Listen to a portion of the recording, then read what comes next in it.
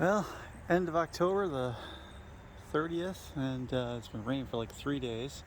It's about 55 degrees out, so the bees haven't been able to fly for the last few days, but just checking in on them.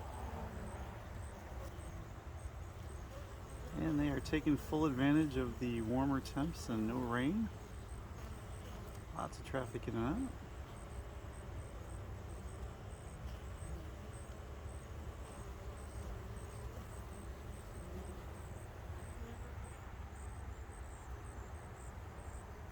I'm pretty pleased. My little creation, the porch, although it's a little bit short, so the rain has been running off onto the boardman feeder, but otherwise it's kept it out of the front, which has been good. We're canted forward, obviously, but it's good to see a little extra protection. But everybody seems to be doing well, flying. Nobody, no fights, good strength. Seeing a little bit of pollen, but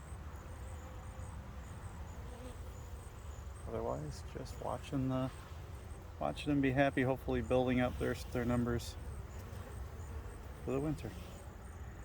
Bye for now.